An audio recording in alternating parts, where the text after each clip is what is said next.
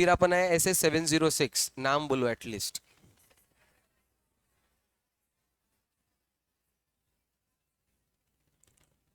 Very good.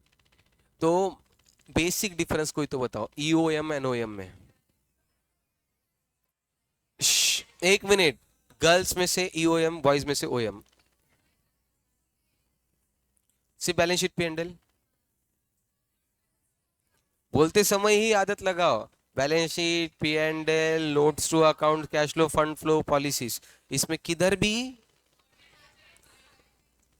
Important matter के बारे में क्या करते हैं अपन? ओके, नया पॉइंट ऐड नहीं होगा, ओपिनियन उसके बेसिस पे चेंज नहीं करेंगे, और यहां पे सिर्फ रेफरेंस रहे। ओके, ओएम 200 पेजेस वर्ड नहीं यूज करने। Other than financial statement, general financial statement कहां पे भी इंपॉर्टेंट मैटर रहा तो यहां पे क्या करेंगे, रेफरेंस देंगे और एक चीज लिखेंगे, उसकी वजह से ओपिनियन चेंज नहीं हुआ,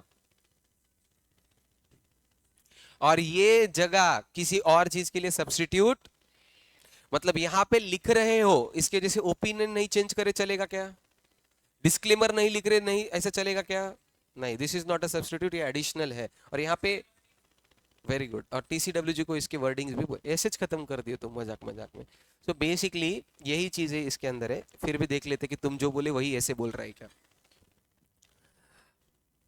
क्या करना है तुमको, ड्रॉ यूजर अटेंशन। क्यों? जब लिखा वाला था तो तुम क्यों कर रहे हो? 250 पेज से कौन पढ़ेगा, टाइम किसके पास है? फिर ये जगह क्या है, आईएमपी पॉइंट्स। अगर तुमको क्रक्स चाहिए, इंपॉर्टेंट चीजें, ये पढ़ लो, कवर हो गया। Yes, financial statement of such a importance, the fundamental to the users understanding, ऐसा तुमको फील हो रहा है। और OM paragraph other matters. 706, although approve, उन्होंने जहां पे भी लिखा है बैलेंस शीट पेंडल में, वहां पे गलत लिखा है या सही तरीके से लिखा है?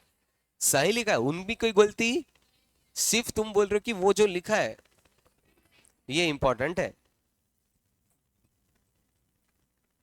Emphasis of matter paragraph, you are required to not required to modify the opinion. इसके बेसिस पे ओपिनियन चेंज हुआ है क्या?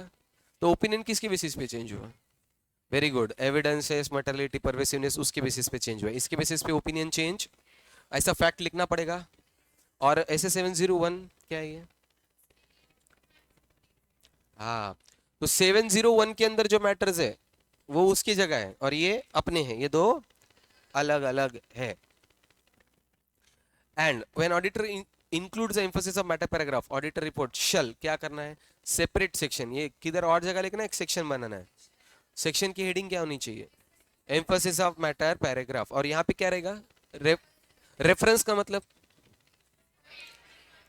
तो ऐसा लिखेंगे अपन कि फायर के बारे में इंफॉर्मेशन नोट्स टू अकाउंट में पॉइंट नंबर फलाना ढमकाना यम 4 जो भी है वहां पे मिल जाएगा। Reference matter being emphasise can be found shall refer only, and auditor opinion is, example अपन ने दिखा था कि फ्यूचर में आग लग गई है या फिर केसेस चालू है, अकाउंटिंग पॉलिसी को अपने प्री अप्लाई कर लिया, ऐसा कुछ भी जो तुमको इंपॉर्टेंट लग रहा है।